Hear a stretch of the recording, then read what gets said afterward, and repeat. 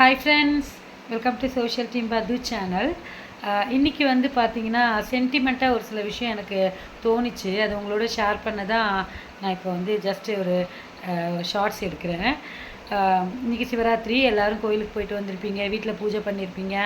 அப்புறம் வந்து ஒரு கால பூஜையாவது சிவனை பார்க்கணுன்ட்டு போயிருப்பீங்க. நான் இப்போ தான் ஒரு பாலாபிஷேகம் பார்த்துட்டு வந்தேன். இன்றைக்கி காலையிலேருந்தே எனக்கு டே வந்து வேறு மாதிரி தான் இருந்தது ஃப்ரெண்ட்ஸ்.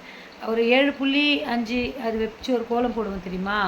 அந்த கோலம் தான் கம்பி கோலம் இழுத்தேன். அது வந்து சின்ன பிள்ளையிலேருந்து ப்ராக்டிஸ் ஆன கோலம். ஆனால் இன்றைக்கி தப்பாச்சு, எனக்கு சரியாகவே வரல. என்னடா இது காலையிலேயே கோலம் இப்படி ஆகுதுன்னு சொல்லிட்டு காலைல வண்டி ஸ்டார்ட் பண்ணும்போதே வேலைக்கு ஆகலை.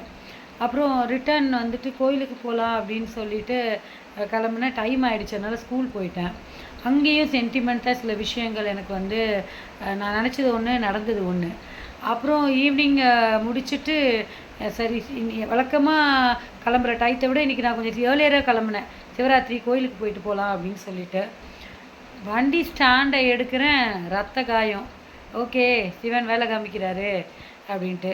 என்ன ஆனாலும் சரி அப்படியே போயிட்டு ஹாஸ்பிட்டல் போயிட்டு பார்த்துட்டு நேராக சிவன் கோயிலுக்கு வண்டியை விடு, நானாக அவரை பார்த்துலான்ட்டு சிவன் கோயில் வந்தால் அவ்வளோ நேரத்துக்கு டிராஃபிக்குங்க. அது ஏன் சிவன் கோயிலுக்கு போகிற டிராஃபிக் இல்லை, அந்த ரோட்டில் ஒரு வண்டியை ஒருத்தர் குறுக்கால் நிறுத்திட்டாரு. ஸோ நான் கோயிலுக்கு வரேனா இல்லையான்றத செக் பண்ணுறதுக்காக தான் சிவன் வந்து பண்ணியிருக்காரு.